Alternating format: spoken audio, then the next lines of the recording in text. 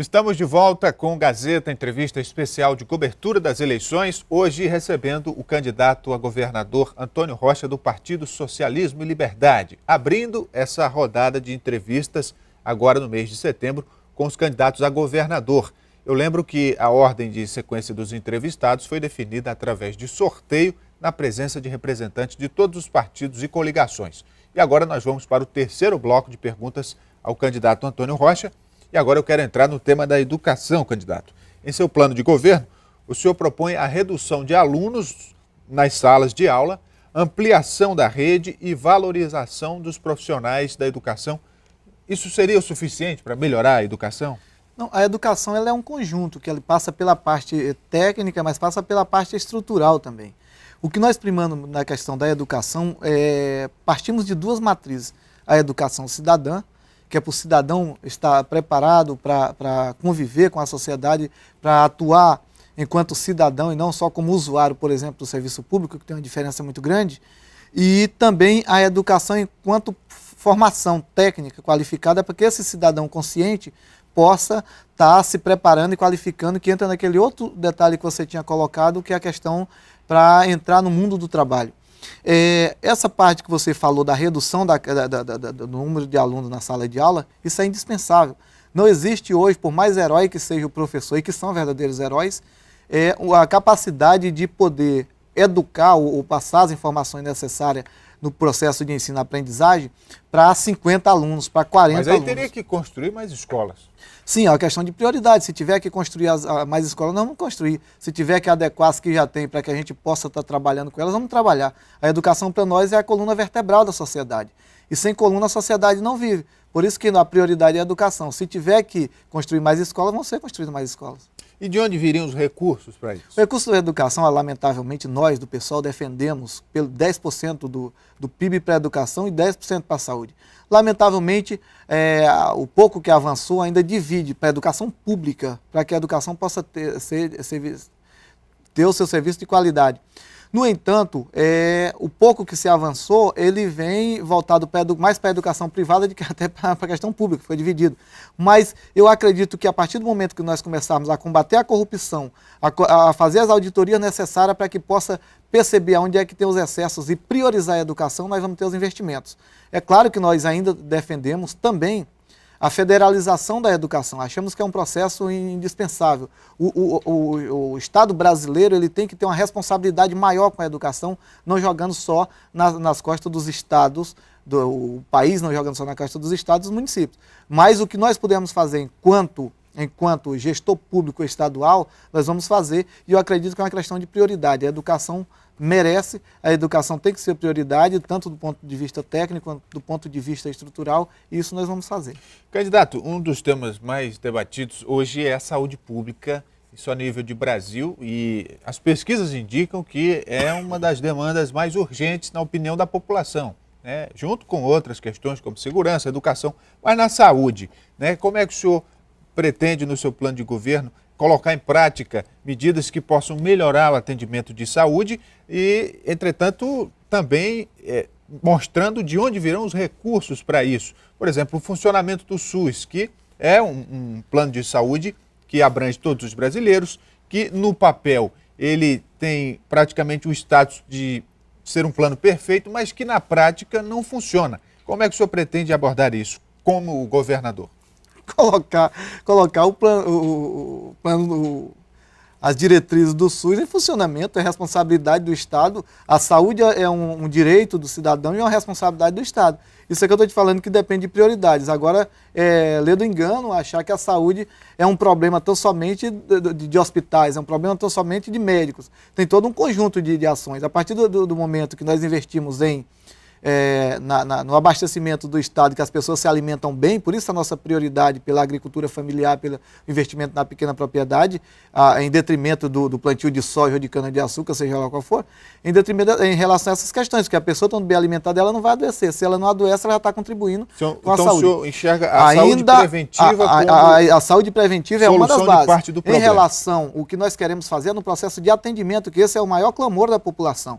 Processo de atendimento, o cidadão, como é um direito dele, eu já falei em outras oportunidades, vou continuar repetindo porque é uma diretriz do nosso programa de governo, chegando no atendimento em qualquer posto de saúde, o cidadão tem que ter a sua demanda, a sua procura pelo serviço de saúde acompanhada do início ao fim do atendimento.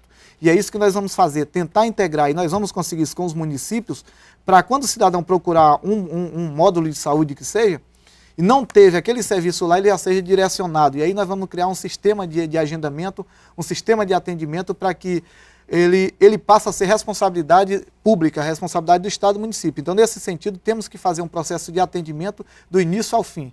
Para isso, nós vamos precisar construir, do ponto de vista estrutural, as condições necessárias para o médico trabalhar, para o servidor da saúde trabalhar, um acompanhamento estrutural para que esse cidadão possa ter o acompanhamento médico do começo ao fim. Outra coisa que nós vamos ter que ver, no processo de contrato dos médicos, se o médico tem que tirar o plantão dele lá no modo de saúde, ele tem que estar naquele horário do plantão. Nós vamos ter que fazer isso, não tem como. Todos os servidores têm a sua obrigação, a obrigação do servidor público também. Isso aí já vai reduzir muito as filas, que não vão ter que ficar esperando o médico chegar, enfim. A gente sabe a dificuldade dos médicos e paralelo a isso, também estruturar o processo tecnológico para criar os equipamentos necessários para que o médico possa trabalhar. Por exemplo, o médico hoje, imagina o que é o médico que está trabalhando. O clínico geral vai te pedir no mínimo 3 exames. Ele chegando lá, um vai demorar 6 meses, o outro vai demorar 8 meses. Como que vai fazer um acompanhamento do atendimento de saúde? Não vai. Então, os profissionais da saúde vão ter total apoio nosso e vamos sentar com eles para a gente elaborar um plano de saúde que possa dar conta da demanda do Estado do Acre. Candidato, questões como cultura, turismo, esporte, ou seja, políticas sociais voltadas principalmente para o público jovem. O seu plano de governo prevê alguma coisa nesse sentido e, eventualmente, é uma área que não recebe, digamos assim, atenção prioritária, por existir problemas ainda mais graves, mas que atenção o senhor pretende dar a esses setores? Primeiro que, como eu te falei, é uma questão de visão. As pessoas, quando enxergam totalmente só a questão da saúde, por exemplo, nós estávamos falando, só o processo curativo, eles esquecem que a pessoa não teria necessidade de estar buscando o processo curativo se ele tivesse o preventivo. Do mesmo jeito, a cultura, o esporte, o lazer, eles têm que trabalhar, de preferência, de forma integrada, porque isso é a saúde mental das pessoas. E mais, o esporte ele já é saúde de natureza, a cultura também. E aí o que é que nós vamos fazer? Nós vamos criar, primeiro, otimizar os espaços públicos para que eles sejam utilizados pelas pessoas que promovem a cultura, que promovem o esporte. Ponto 1. Segundo ponto, vamos criar os centros socioesportivos e culturais, que nós pretendemos com isso ter um espaço para leitura, para biblioteca, para acesso à internet amplo e também para a prática de esportes, para a promoção da cultura. Imagina, você tem isso aqui levando para as periferias, até o trânsito vai contribuir, porque não vai ter tanta gente ali. Se a gente leva o desenvolvimento lá para as periferias, a gente já vai estar contribuindo com o trânsito, vai estar contribuindo com uma série de outras coisas. Isso nós vamos fazer. Criando esses centros, nós vamos levar a maioria, não só das jovens, mas dos adultos que queiram se manter na prática de esporte e também ser estimulado. Aí a gente já vai estar gerando emprego e renda para as pessoas que trabalham nessas áreas. E, consequentemente, para você ver como as políticas têm que trabalhar integradas, elas não podem ser soltas. Um único centro, uma única ação do governo vai viabilizar muitas coisas para o benefício da sociedade. Candidato, o PSOL é um dos partidos com menor representatividade hoje no plano nacional, né? Câmara Federal, por exemplo, o PSOL tem 3 deputados, tem um senador. Em nível local, o PSOL disputa o governo, no caso o senhor como candidato, sem coligar com nenhum partido. Caso o senhor fosse eleito, como que o senhor ia se relacionar com as demais forças políticas que são importantes para manter a governabilidade? Por exemplo, uma Assembleia Legislativa onde deputados possam aprovar leis enviadas pelo Executivo. Como é que o senhor pretende abordar isso, sendo um partido que disputa sozinho essa eleição?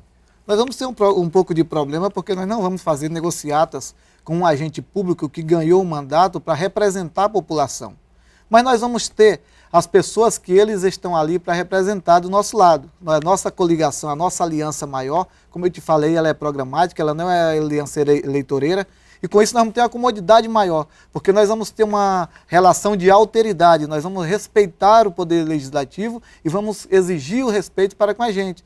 Agora, todos esses agentes públicos têm uma responsabilidade dentro do Estado. Isso nós vamos cobrar do Legislativo. Só que a população vai estar do nosso lado, e a partir do momento que nós vamos zelar, e nós zelamos pela participação direta da sociedade e a fiscalização da própria ação dos parlamentares, eles vão estar junto com a gente. Porque a partir do momento que se elege um governo do pessoal, presume-se que também vai eleger bons parlamentares que estão comprometidos com a população, e em não acontecendo isso, a população vai estar do nosso lado para cobrar também. Em termos de participação popular num eventual governo do senhor, como que se daria essa participação da população para também acompanhar e participar da gestão? O mais direta possível.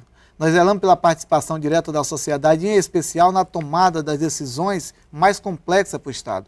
É claro que nós vamos respeitar as instituições, vamos estimular a sociedade a estar acompanhando a atuação dos parlamentares, a atuação dos promotores, a atuação de todo mundo, porque a população é o motor do bom ou mau funcionamento do Estado. A partir do momento que está tudo cômodo para todo mundo, aí acaba que não tem ação. Mas nós zelamos muito pela participação direta da sociedade, fortalecimento dos conselhos, que sejam realmente paritários, não representantes só de governo, e por aí a gente acredita que pode avançar bastante.